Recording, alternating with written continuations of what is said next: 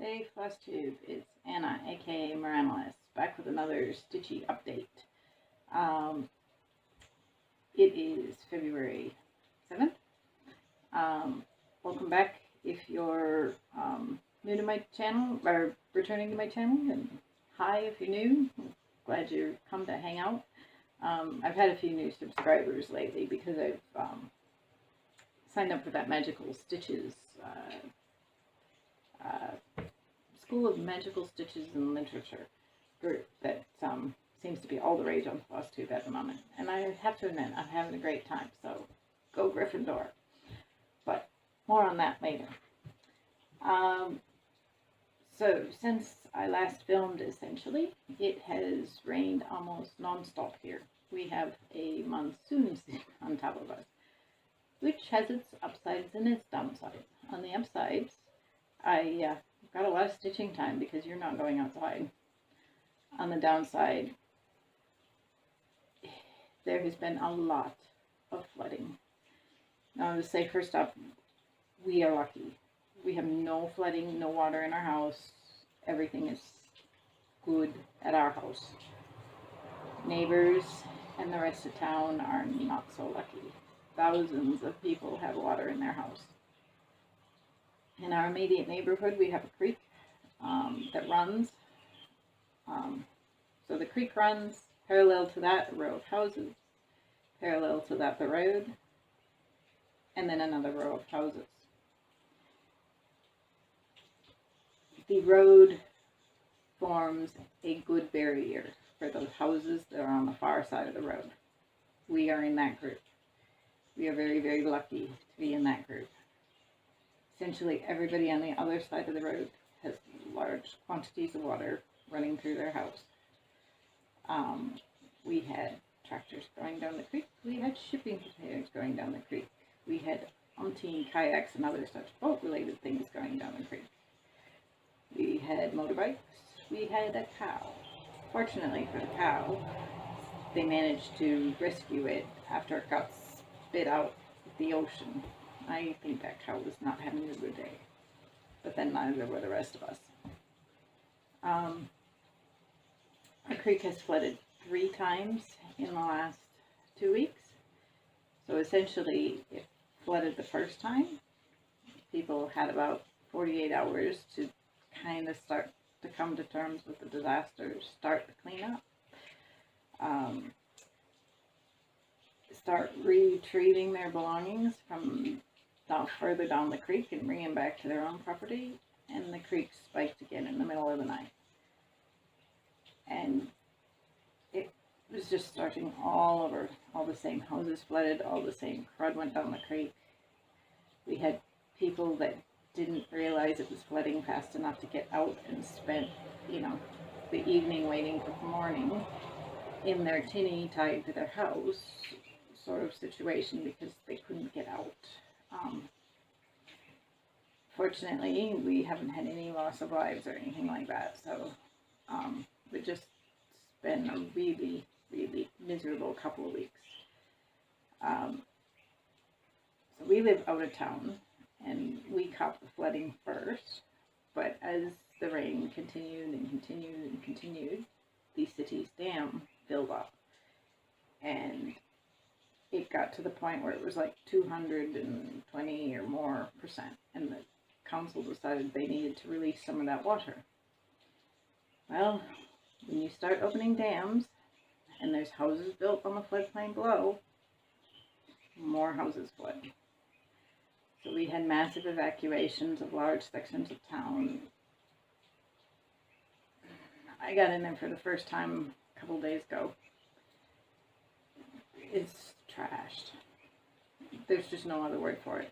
The certain sections of town are just trashed. People, the biggest flooding in town happened on Sunday night. It is now Thursday. Yeah, Thursday evening. Some people in the worst sections are still without power. I just can't even imagine dealing with that kind of thing. And they're expecting to be out without power for a couple more days yet. School's clearly been called off for all week. They're hoping to start again on Monday. Fingers crossed. My kids are going a bit stir crazy, just stuck in the house.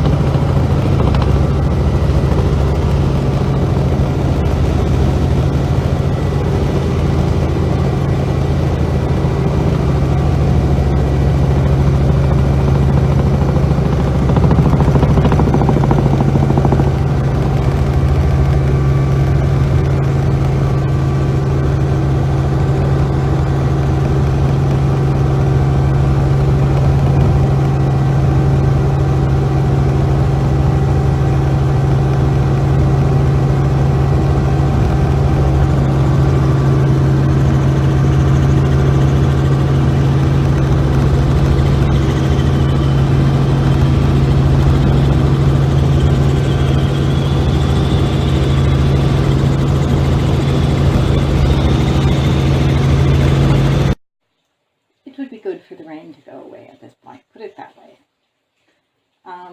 But like I said, the upside is, actually there's two upsides. One, I hate more stitching time.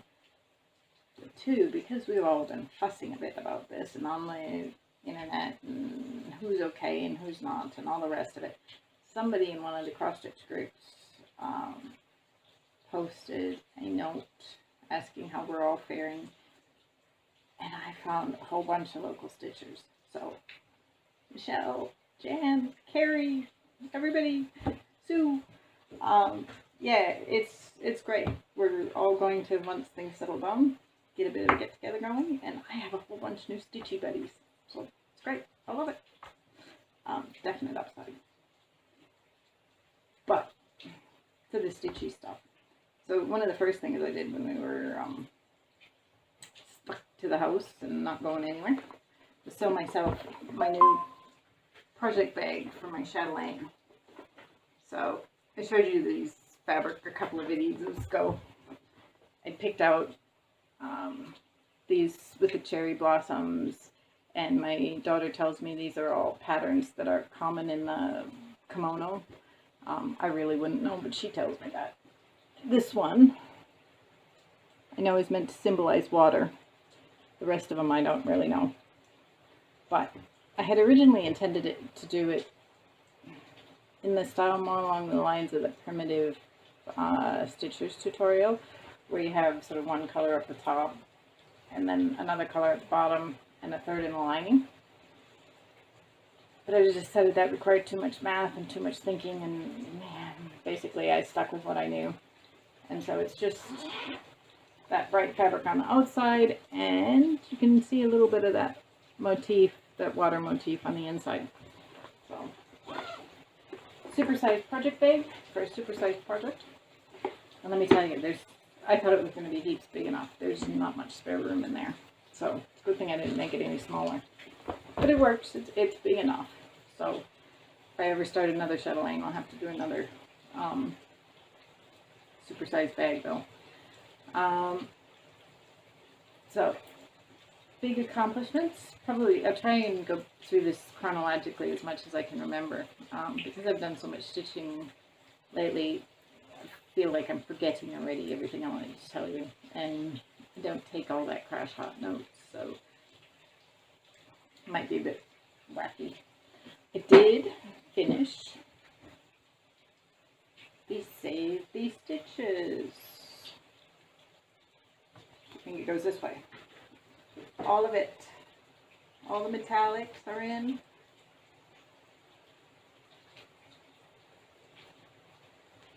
Let's see, this is a different camera, so maybe I can pick up some of the bling.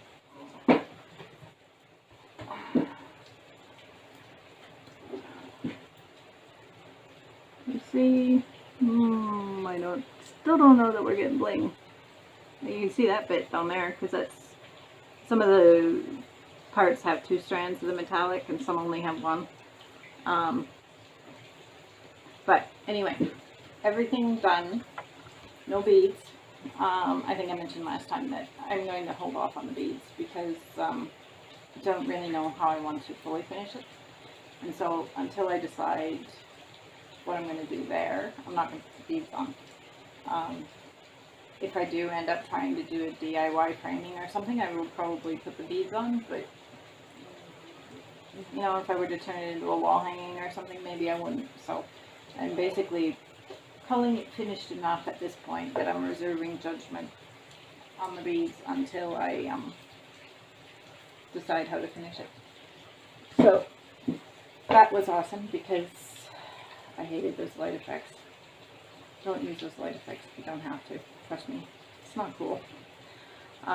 So they promptly did not go back into my stitching stash. They are in my scrapbooking stash, and I will use them for background glitter at some point, but I am not stitching with them. No.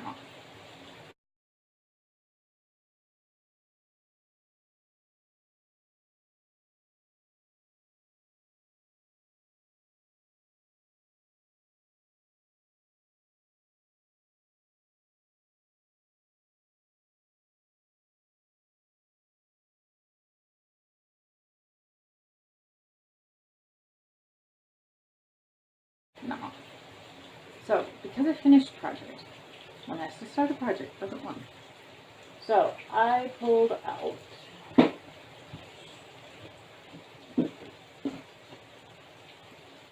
that side. This new one that I bought while we were in the States. I'm a sucker for Halloween. I think it comes from growing up in the U.S.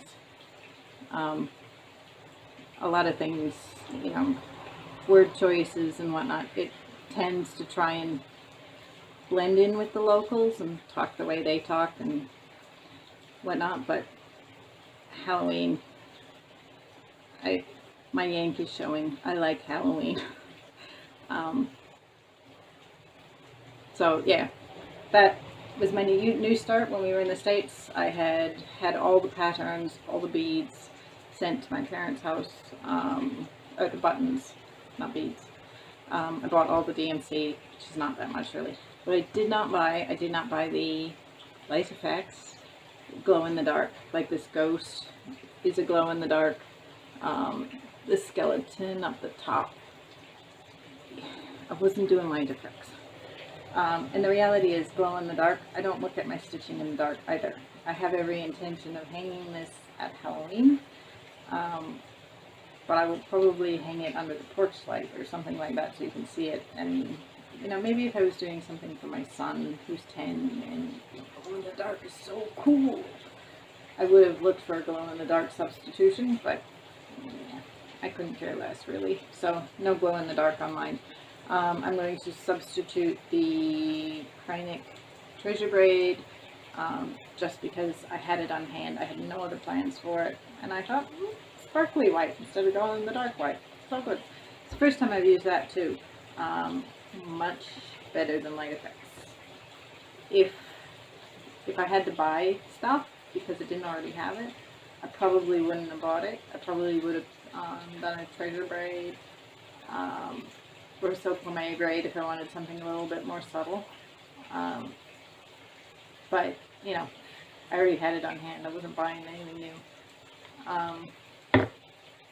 So, that I started. And because of magical stitches, I've actually done a fair bit. So you can see I've almost finished the top bit. Got a little bit more on the spider web to do up here.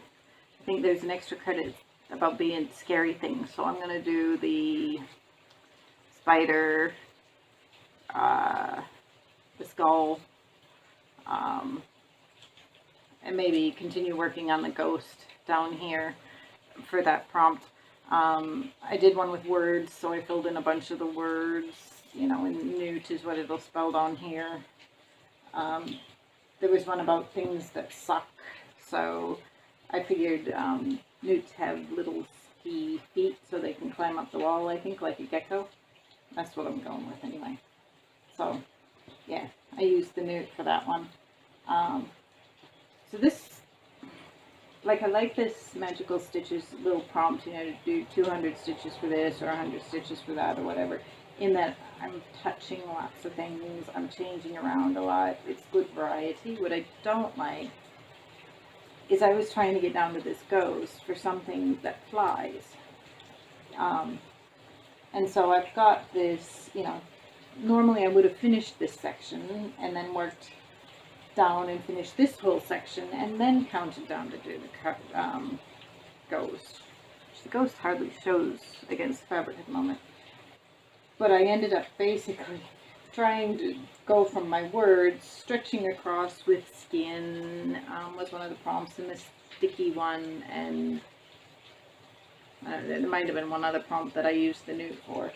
But basically trying to get down here so that I could count off the ghost. And I just get a bit neurotic that I'll have mucked up a counting in here somewhere, and it's going to throw everything off, and now I've gone so far ahead that it'll be a pain in the butt to fix. So that's my worry. At the moment I haven't found any problems, but that's, yeah, how far do you get before you find problems? That's a bit of a problem for me, the stress of handling that. I should say this fabric is a 32 count Belfast Stormy Night. It doesn't say, you know, whether it's Zweigart or one of the other hand-dyed brands. I don't know. It's a really nice, just sort of light gray model. Yeah, I picked that up at Stitchville when we were in the US. So, you know, that was one of the best things about having a store like Stitchville, where you could go and you could see all the fabrics and you could put your threads up next to them and say, oh yeah, that fabric will look great with those threads you picked out. And you could see the Weeks Dye Works and the Dinky Dyes, and you could say, oh, this one has a lot of variation, it's gorgeous, I definitely want to use that. This one's more or less a flat color. I'm not spending $5 for a silk that's a flat color that you're never going to tell the difference from Dream Suit. So, I missed it. Anyway, so that was my big start, and actually quite a bit of progress. I think that'll be a very quick stitch. Clearly it's not taking me very long, but I need to go back and do some deliberate killing. Oh, and public service announcement for people who are living through a monsoon: don't leave your needles in your fabric, even for 2 days. I think I've got a very small rust mark where there's so much moisture in the air that the needle rusted. But I don't think anybody but me will ever see it. But it's one of those things you discover. It's like, oh. But I have to admit, I'm a shopper. I leave my needles in all the time. So serves me right a bit. Oh, that's right. I think the first homework challenge we did, because I didn't join until February. So when I say first, I mean the first one in February, was to rescue a work in progress. So I picked this butterfly because I have been ignoring it because I just am not loving it. Like, I looked at the picture. I'm not really loving the Kreinig, but we all knew we were going to never love the Kreinig anyway. It looks good once it's in, but it's kind of painful to stitch with. I'm not loving, this was my test experiment with the CXC. I don't think I'll use it again. I'm not loving it. I hope that rain's not too noisy, guys. Sorry. Anyway, I mostly did up here. So there's no metallics in there. I'm only doing the metallics in the butterfly itself. So I thought that gave me a little bit of a break from the worst of it anyway, to fill in some of that. I started trying to do a thing where I could track how much of the project I finished, hoping that, you know, as you take over the percents, it might be motivating. But at this point, I've got so little done, so little I can mark off, that it's just depressing. So I think that might be a very short experiment. This is the first time this has gotten touched in 4 months, 5 months, maybe more. So I'm pleased to have it out again. I need an excuse like this Magical Stitches to keep just putting a few more in all the time. This is a 36-pound Edinburgh that I have dyed myself. So we just basically got the browns, a little bit of red. Oop. No? Did we lose power? No, we didn't lose power. I don't know what happened. Yeah, the browns, the red tones. There's a few little, can you see the little splotches where the red didn't quite mix in? You know, for my dyeing experiments, I'm happy enough with that. The Save the Stitches was another one I dyed. I think the Save the Stitches was the very first one I'd ever dyed myself. I'm not convinced I love the color choice, but it's all an experiment. I had fun playing. I had fun stitching it. As far as I'm concerned, it's all good. So, butterfly got a bit of progress. That was a pattern from Artisy. I think it was called Tropical Butterfly 2 or something. It's a big blue butterfly. It should be really neat when it's done. The other one I've been working on a lot, I think technically I did work on the triptych, but I'm not going to pull it out because it was so minor, whatever I did, that I don't think you'd even notice any progress. So, I have mostly been working in this koi pond up here.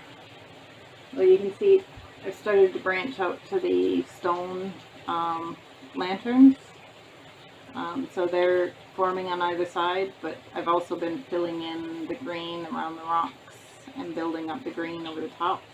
This space is where the big gates sit. The big gates are almost all specialty stitches. There's a few cross stitches kind of every 5 stitches. There's 2 or 3 cross stitches. I think I will leave the gates for quite some time yet. I'm kind of anxious. I'd like to see how they turn out.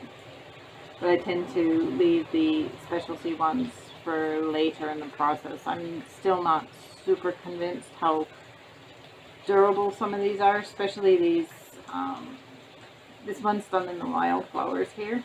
I just feel like I spend an awful lot of time rubbing on them, and I don't want to get them to get too frayed or fuzzy looking. So I think it's probably wiser to leave the gates till later. So the plan is to basically do the koi ponds and the stone arches on all 4 sides before then I reconsider what's next. that's why I haven't done, there's like grasses and stuff in here. I debated doing some of those for one of the prompts required grasses. But again, it's long stitches, just didn't really want them floating around loose. Well, I have several months of other bits of work to do, so I will probably fill those things in last. Same for the stems on the lilies here. That lily's so light you can't see. So I think most of my progress has just been in this area, but I don't know, I love that project. This was another I dyed myself. That's just more or less it's a wash of pearl gray. Very, very minor modeling, not very much at all. Just wanted something that wasn't stark white, but didn't want anything that was going to detract.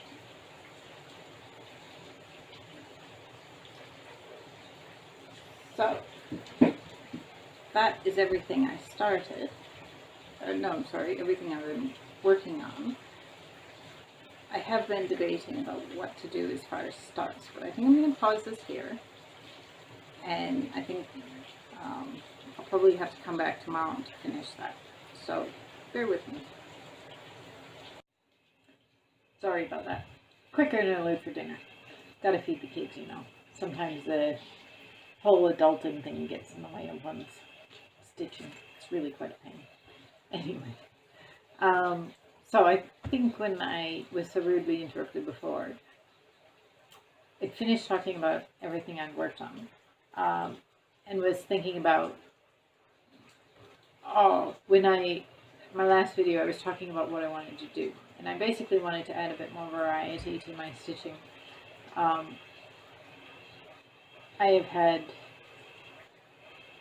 mostly 3 projects on the go: Save the Stitches, the Triptych, and the Chatelaine. And the butterfly that hasn't been getting its attention, I suppose it would be number 4. But I just felt like I wanted a little bit more variety. I don't want 30-some whips, but just a little bit. So this peacock was one of them I had picked up in the States. And it came as a kit, so I have all the floss. The only thing I needed to find was perfect fabric. And I realized I was picking up from the last video that I also had this fabric that had come from Colors Cascades. It's 32 count Belfast. It's the November fabric of the month. It is gorgeous, sort of pinky, peachy, yellow sort of color. And I reckon it will look absolutely fabulous with those threads. So I'm going to do the peacock on cherry pie. My only concern is that this particular floss color, which there's acres of, there's more contrast in the video than there is in actual real life. I suspect it might blend. The fabric is showing up too pink in the video. It's actually a little bit more orange. But I'm pretty sure this color is mostly,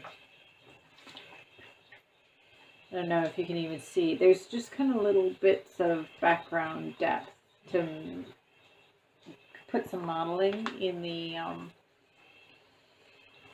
modeling background texture behind the peacock, and I suspect that's where a lot of this is used. So essentially I'm going to proceed with this plan. I'm going to not do that modeling background color and stuff. And then when I get everything else done, I will have an assessment. If this is not sufficient, I may swap it out for a different color. I may leave it out altogether. I don't know. We'll see. Because I'm thinking it's modeling background, it won't actually be a bad thing if it blends in a little bit to the background fabric. That's kind of the point. So we're going to play that one a bit by ear and wing it. But I'm really pleased. I had intended to do the wheel and wait for the wheel to pick this before I started it, so it's not actually started yet. But Magical Stitches is kind of hogging the attention. So maybe I'll get a clue or something that I can make work for this. In fact, you know, that whole something that flies would have been great. I don't think peacocks don't really fly, but they're birds, so, you know, whatever. So that'll be great. The other one I had discussed possibly starting was an artistic chart called Aura of Autumn.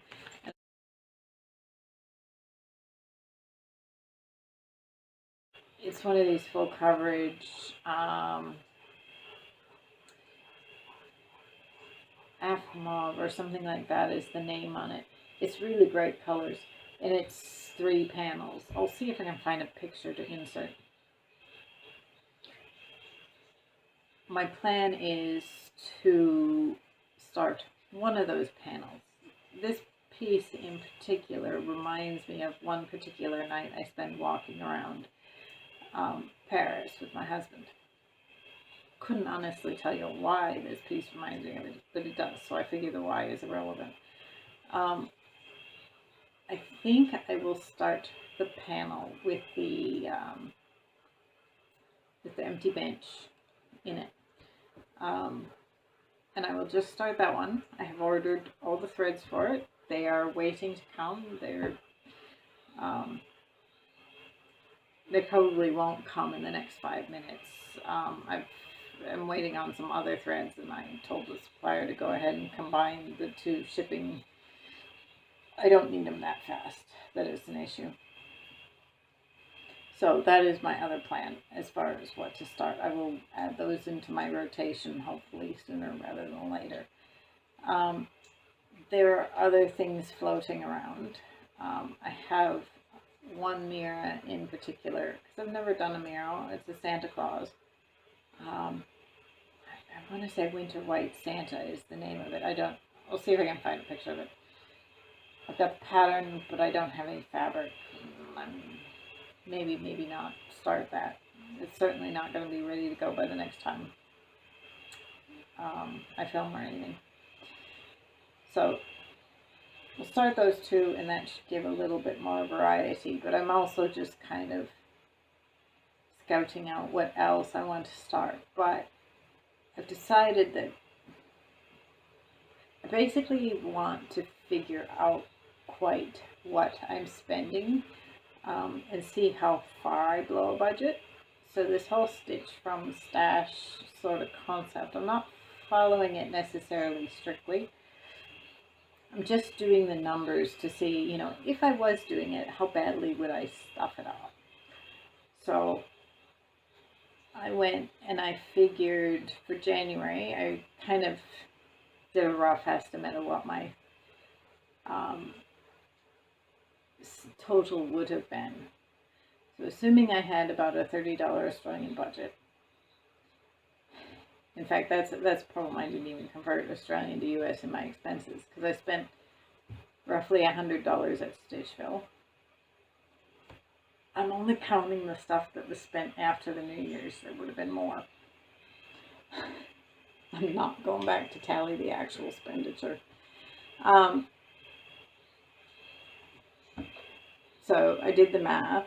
If I had a $30 budget and I spent $100, that leaves me with a $70 deficit. But I got a $30 credit for stitching the Save the Stitches. So that only left me with a deficit of $40. Now, what I'm not sure is how to count some of this stuff, like the chatelaine components that I'm still working on. I committed to those ages ago. I've kind of paid for some of them, but not the entire bill. So I don't know how I will work those in. It's a bit hard to decide. And to top that off, I went and I signed up for a floss club. I'm getting dinky dies, 5 of them I think, per month from an Etsy place called Journey of a Stitcher. I haven't received my first one yet, so I presume the next video there'll be something to show you for that. after having done the chatelaine, I really like the silks. They're just so nice to stitch with. And some of the patterns that, you know, you can just swap out colors and kind of make them your own, I think are appealing. So I figure if I build up a little bit of a stash of the dinky dyes and I can swap things out. I kind of debated Glorianas versus dinky dyes. We'll have to see. The honest answer is the dinky dyes were marginally cheaper than the Glorianas, so that's, maybe it was water lilies. There were two options I was looking at that were both silk threads. It might have been water lilies, actually, now that I think of it. So we'll have to see. But the dinky dyes were marginally cheaper. There was not a great deal in it, though. Yeah, so that's my plans. I am going to shut this all down, go find a nice place to curl up out of the rain and do some stitching, and yeah, hopefully tomorrow maybe we'll see some sunshine. I'm not going to hold my breath though. I think it's Monday before we have sunshine in the forecast. It's only Thursday. I miss my dry tropics. See you next time.